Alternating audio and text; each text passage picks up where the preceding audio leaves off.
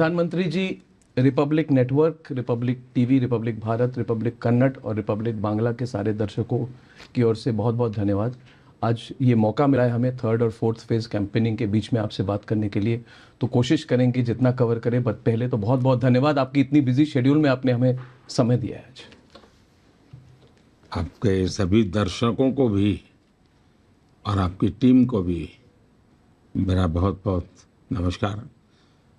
ये चुनाव हम राजनेताओं के लिए तो दौड़ धूप का होता है, लेकिन शायद मीडिया जगत में, इसमें भी टीवी मीडिया के लिए तो सबसे ज़्यादा दौड़ धूप का समय होता है। लेकिन मुझे अच्छा है कि आपके कई राज्यों से जुड़ी हुई आपकी चैनल होने के कारण मुझे कईयों के साथ एक प्रकार से आज संवाद करने का अवसर मिल रहा है।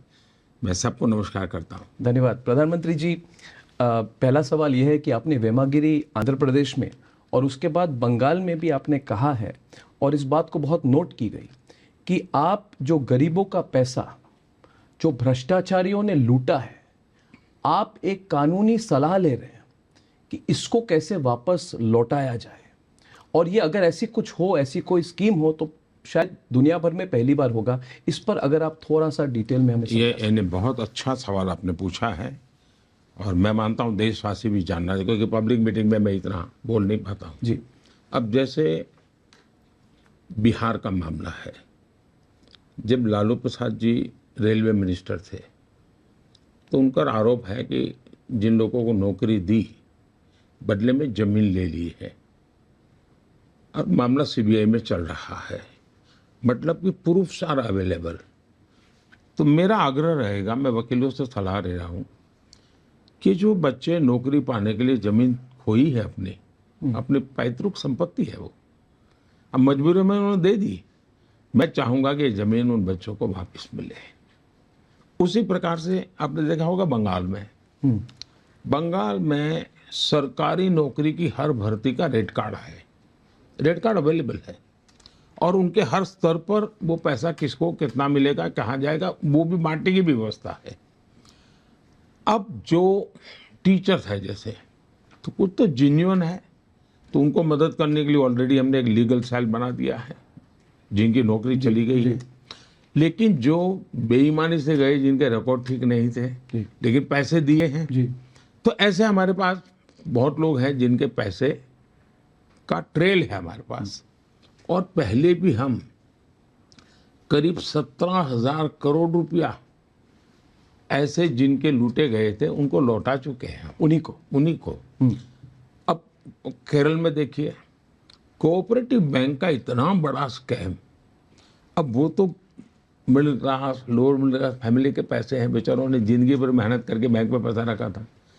ये कम्युनिस्ट पार्टी का वहाँ सारा बैंकों पर कंट्रोल है, उन्होंने अनाप शनाप उन पैसों से व्यापार किया, पैसे डुबो दिए, लूट लिए। अब वो उनका क्या, तो मैंने इनकी सारी की प्रॉपर्टी अटैच की हुई है, इन सारे नेताओं की भी, बैंक की भी। अब मैं उस पैसे उन गरीबों के जो डूबे हैं लौटाना चाहता हूँ, तो मैं लीगल एडवाइस लूँगा। लेकिन ऐसे कई केसेस हैं जिसमें ट्रेल मिलता है कि हाँ, इस आदमी ने इस काम के लिए इनको पैसा दिया। तो विक्टिम जो है, अक्यूज्ड है, दोनों को जाना जाता है। हाँ, ट्रेल भी है, और इसलिए बड़ी आसानी से संभावना है। तो अब तक हम अलग अलग बाबत विषयों में 17,000 करोड़ रुपये, ये देश में नहीं दुनिया में भी शायद पहली घटना होगी, 17,000 करोड़ रुपया हम वापस दिए थे। और मैं तो चाहता हूँ कि मीडिया ने इसकी चर्चा नहीं की, वरना ये इतना बड़ा महत्वपूर्ण विषय है, सबसे बड़ा। क्योंकि चर्चा ये तो होती है, चोरी होती है, जो वो जेल चला गया, लेकिन गरीब का क्या, मैं गरीब को देना चाहता हूँ। नहीं, बहुत बड़ी सोच है। क्या आपको लगता है तीसरे कार्यकाल में आप ये कर पाएंगे राष्ट्रीय स्तर पर? ऐसा है, मैंने किया तो एक सक्सेस स्टोरी है जी, एक्सपीरियंस है, लेकिन हर चीज में लीगल एडवाइस लेनी पड़ती है। मैं हवा में गोली नहीं चला सकता, लेकिन 17,000 करोड़ रुपया देने के कारण मेरा विश्वास है कि मैं दे पाऊंगा। और दूसरा, हमारे पास यानी हमारी एजेंसीज के पास करीब 1.25 लाख रुपए के जमा पड़े हैं जी, लूटे हुए इनके जी। ये आप देखते होंगे टीवी पर, नोटों के पहाड़ के पहाड़ मिल रहे हैं जी। ये किसी को तो है ना, और गरीब आदमी के ही होते हैं जी, मिडिल क्लास फैमिली के होते हैं। तो उनका हक है, उनको वापस मिले। हाँ। प्रधानमंत्री जी, अगर आप ये कर पाएंगे तो दुनिया की पहली ऐसी स्कीम होगी और ये बहुत नोट की जाएगी और एक स्टैंडर्ड बन जाएगी, एग्जाम्पल बन जाएगी पूरे दुनिया के लिए, और एक डर का माहौल भी बन जाएगा कोई अगर भ्रष्टाचार देखिए, करे एक तो हम तब कर सकते हैं जब हम पर कोई दाग नहीं होता है, हम खुद कहीं इस प्रकार में लिप्त नहीं होते, तब बड़ी हिम्मत के साथ हम जाते हैं। तो सामान्य मानवी को विश्वास होता है, यार मोदी कह रहा है तो जरूर कुछ करेगा। और मान लीजिए 10 में से उसको 8 पैसा मिला वापिस, तो भी इसको लगेगा ठीक है, मेरा 2 पैसा नहीं ले पाए, ठीक है, 8 लाने के लिए तो मोदी ने मेहनत की है, ये उसको मैसेज जाएगा। जी प्रधानमंत्री जी, भ्रष्टाचार से जुड़ा मेरा अगला सवाल है कि आप 2014 में आप जब सत्ता में आए तो आपने भ्रष्टाचार के खिलाफ जो आवाज़ उठाई थी, उसके बेसिस पर, आपकी लीडरशिप के बेसिस पर, आपके गुजरात के ट्रैक रिकॉर्ड पे बेसिस पर 10 साल हो गए प्रधानमंत्री जी, अब भी वो लड़ाई क्यों चल रही है? पहली बात, हम खत्म क्यों नहीं कर पाए इसको?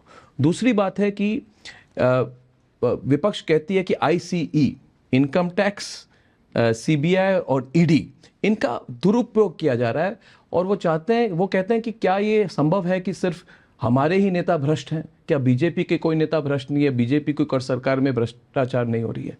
तो इस पर अगर आप रिस्पॉन्ड कर। हमारे देश में चर्चा का रूप कैसे बदलता गया।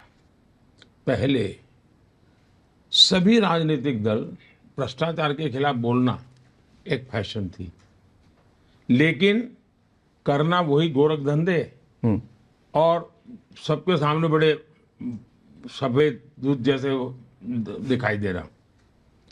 जब से मैं आया हूं तो पोल खुलने लगी है कि ये जो बहुत बड़ी बड़ी बातें करते थे उन्हीं के हाथ पैर में गड़बड़ है। अब ये चीजें सबूतों के सामने आई हैं। अब उनको लगा है कि हम भी जो उपदेश देते हैं भ्रष्टाचार खत्म होना चाहिए, अब दे नहीं पाएंगे, तो उनका बोलना बंद हुआ। बोलना बंद हुआ तो उनको लगता है कि यार पहले तो हम भी भ्रष्टाचार को गाली दे करके अपनी वो कर लेते थे, अब वो कर नहीं पा रहे हैं।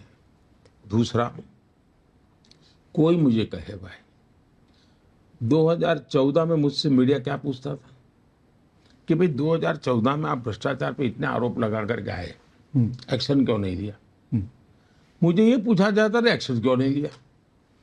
मैं किसी को बदला तो लेना नहीं चाहता था, मैं किसी का नुकसान नहीं करना चाहता था, लेकिन मैंने सरकार में खुली छूट दी थी कि कानूनन तरीके से जो भी चीजें हैं बारीकी से वेरीफाई कीजिए, और अगर मेरी पार्टी का होगा या किसी और पार्टी का होगा, पॉलिटिकल होगा या नॉन पॉलिटिकल होगा, व्यापारी होगा या ब्यूरोक्रेट होगा, ड्रग माफिया होगा कि गन माफिया होगा, हम किसी को नहीं छोड़ेंगे। ये मैं मेरी अपनी टीम, सरकार की सिस्टम का मेरे यही वाक्य होते हैं।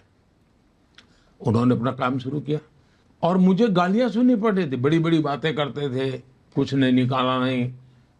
जैसे एक और मुख्यमंत्री है जो बहुत बड़ी बातें करते, शीला दीक्षित जी को कितनी गालियां दी थी, कितना बदनाम किया था। और मैं व्यक्तिगत रूप से शीला जी का बहुत सम्मान करने वाले व्यक्तियों में से हूँ, वो कांग्रेस के नेता थे, लेकिन उन पर जो आरोप लगाए और जीवन के आखिरी दिन में जिस प्रकार से उनको बदनाम किया गया, मैंने उनको देखा है निकट से। मैं ये बातें गले मेरे नहीं उतरती थी और इसलिए मैं सीरियस था कि भाई रियलिटी क्या है। और सरकार में आने के बाद मुझे सुविधा थी। हम धीरे धीरे धीरे करते करते करते करते देखे तो 17 में 18 19 बाद में धीरे धीरे करके चीजें, अब जब 1.25 लाख करोड़ रुपया दिखता है आपको अटैच, आपको कैश के ढेर दिखते हैं, उसके बाद आप कैसे कह सकते हो कि ईडी सीबीआई गलत कर रही है? मान लीजिए पुलिस वाले ने किसी को खून से रंगे हुए चाकू के साथ पकड़ा, फिर आप कहेंगे कि ये पुलिस गलत है, गलत आदमी को पकड़ा है, कैसे गले उतरेगा जी? देश देख रहा है जी। और इसलिए मैं मानता हूं, दूसरा मेरा अपना ट्रैक रिकॉर्ड जी, इतने साल में रहा। आपको याद हो मेरे यहाँ अमर सिंह चौधरी लीडर तो अपोजिशन थे, जी जी जी, उनका ऑफिशियल बयान था कि भाई मोदी जी पर हम बाकी सब करेंगे, लेकिन हम उन पर भ्रष्टाचार का कोई आरोप नहीं लगा सकते। ये लीडर तो अपोजिशन का, और वो एक बार मुख्यमंत्री रह चुके व्यक्ति थे, वो सामान्य व्यक्ति नहीं थे। उन्होंने ये कहा था कि भाई मोदी जी पर ऐसी बात नहीं कर सकते, उनकी सरकार पर भी नहीं कर सकते। ये उनका बयान था।